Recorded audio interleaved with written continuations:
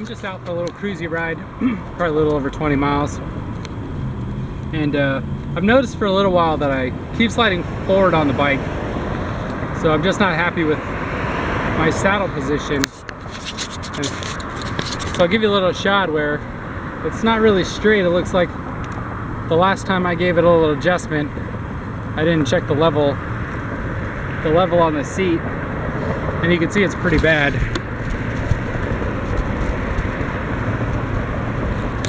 So I set the bike on level ground, and I don't know whether I just didn't tighten the bolts enough on the seat and my body weight just tilted it down. I don't know, but it doesn't feel quite right. So got a little multi-tool. You always need to carry one in your bag, so I'm going to give it a little tweak.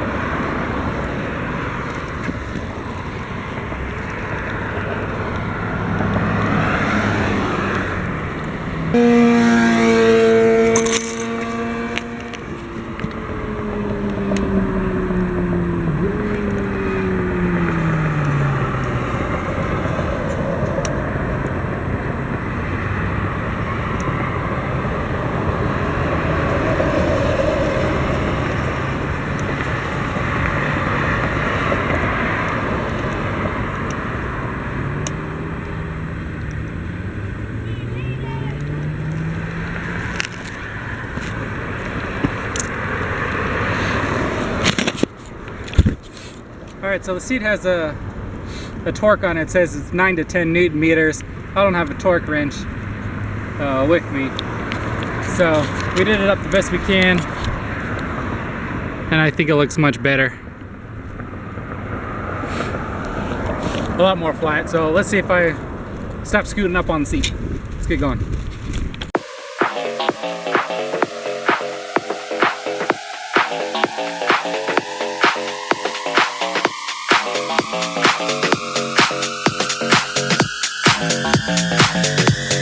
So I'm a couple miles in since I adjusted my seat, and it's much better. Nice and flat, I'm not scooting forward, so I'm real happy with that. It did affect my seat height a little bit, and I noticed that my legs are a little bit more stretched out. It's not too bad, but I just noticed that I was a little bit more stretched out in the knee, which is pretty good. It's alright. I'm sure I'll get used to it. I don't want to lower the seat. We'll see how I do at a slightly higher seat position. But I just wanted to stop for a second because this is one of my favorite loops. It goes around the Mesa Airport, and you can't really see it in the back there. You'll see a tower, and that's the airplane tower. We'll get a better view as we go around it. We're on the south end of it. But for my house, I ride south to get here, and then I turn east. And going south, I just had a headwind, so it was right in my face. I don't know how that happens. I'm getting a headwind no matter which direction I'm heading. There's people staring at me, no matter which way I'm going. But anyways, that's why I like this little strip, because I always know I'm gonna have a headwind, so I always know it's gonna be a tough workout, which is good.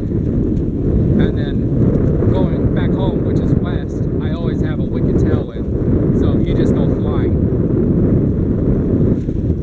So I wish I could, I don't have my speedometer on here. We'll see the speed we're getting each way, but typically going at like full gas, it's like 3 miles of headwind, and I'll be going like 16 miles per hour. But then as soon as I get the tailwind, I'm easily going 28. I think I hit up to 35 one time on a sprint, just because there was so much tailwind. I can't go that fast. But there's just so much wind, and it's constant. Every time I come out here, it's like that, so it's awesome. It's fun to go wicked fast, but let's get back to it.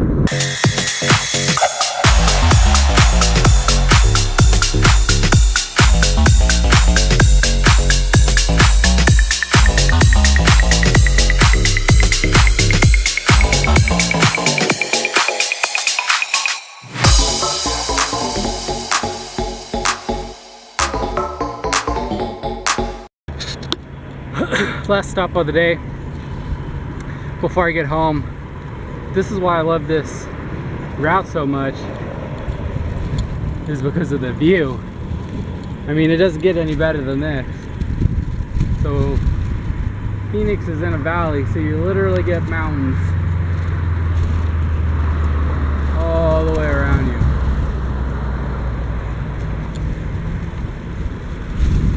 I mean, it just doesn't get any better than that. And one of my other favorite rides is heading to the Salt Lake River. So it's about 50 miles from my house. Well, it's 25 miles from my house, so it's 50 miles round trip. But it's like the closest hill that we have in the valley. And it's got a nice uphill, and then goes downhill to the lake, and then reverse it. So you got an uphill coming back home, and then a nice downhill. But it's a really good ride, good to do intervals. You know, it's one of the closest things, like I said. But I just love this route. I just love this route. So this is where I turn around and get the nice tailwind. So we got a really nice straightaway.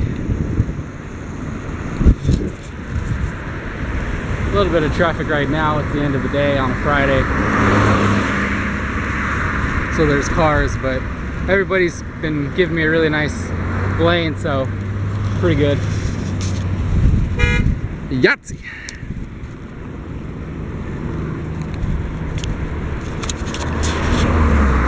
Alright. A lot of horns honking, people getting there in a hurry to get home, so let's get on it.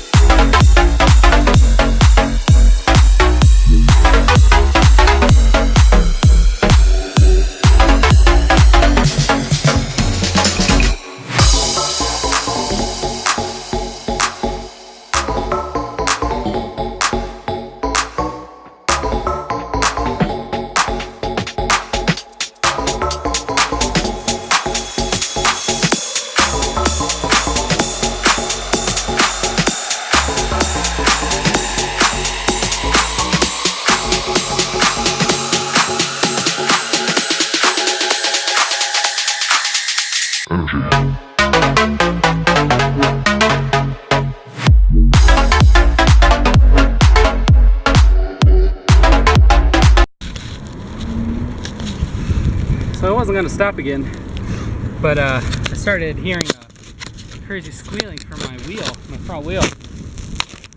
It started happening the other day, and I rebuilt the hub, and the squealing went away. I went on a ride and it didn't squeal, but what I just found was that one of my spokes is crazy loose. Get a look here. Oh.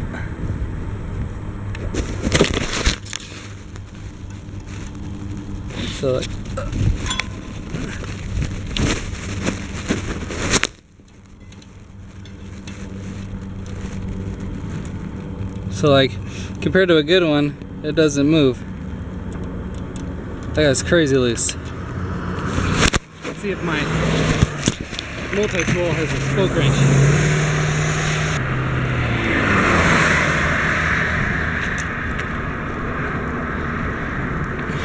See, mine has a multi-tool, has a little spoke wrench. Let's see if it's the right size.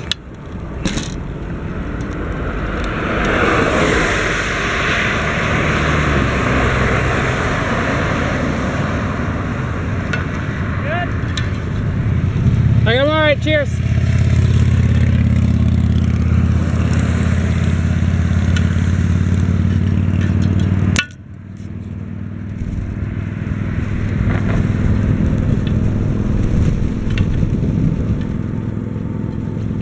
Cyclist passing by asked if I was all right.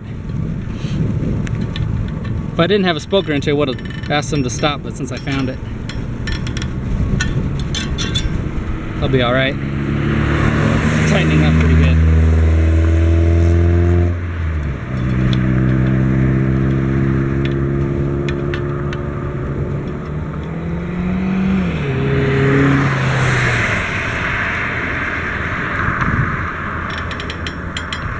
Right now I'm just arbitrarily tightening it, comparing it to the nearby spokes.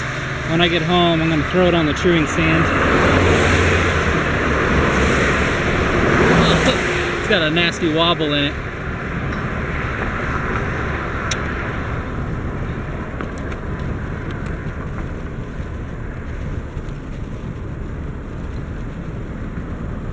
Yeah, I ride this bike a lot, so you're bound to run into some problems here and there.